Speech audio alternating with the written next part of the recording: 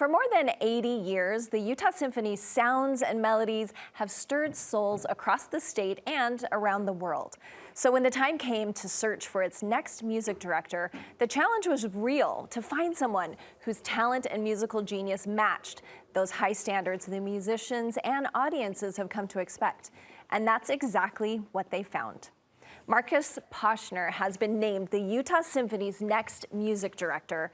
Leaving his home in Austria, Marcus is excited to make music with what he calls the orchestra's exceptionally skilled musicians. KSL's senior reporter Carole Mikita had the opportunity to travel abroad to meet the new man at the podium. A KSL special documentary highlights her trip. Our gift, together with the musicians, to the audience. We want to say, hey, come in, don't be afraid, open your ears and let's go. Carole has joined us here to tell us more. Like we said, you traveled to Austria to talk to Marcus. Tell us more about what that was like. It was a wonderful invitation for Ken Fall, who's photographer, editor, and helped me produce this special.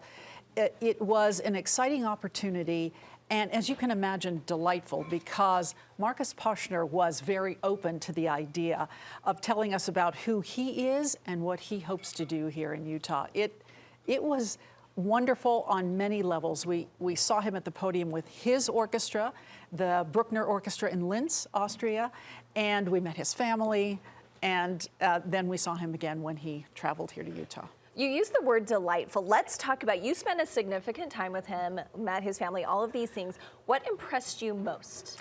This is a man who has a deep understanding of classical music. He was raised in a musical family. His father was a conductor, his mother was a music teacher, and so he breathed it in, I think, from the time he was very, very young, and watched his father and wanted to do the same thing. So the study was intense.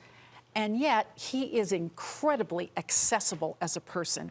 I mean, if he would walk into the studio and you'd sit down and have a conversation in 5 minutes, Amy, you'd say, hey, let's go to lunch.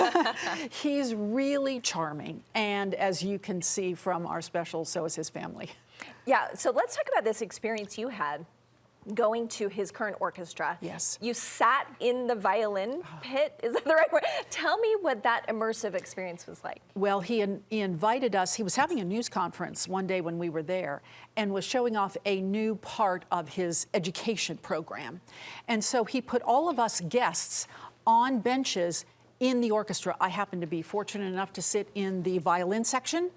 And Amy, I have never, you know the phrase surround sound? Never had such an experience. It was glorious, it was emotional, and I thought the students in Utah are going to have this experience. It's going to be fantastic. It will change their lives. They will understand music like they never have before. I loved it. I could tell, just watching you sitting there, we're all a little envious, I think. Talk to me about the importance of the title.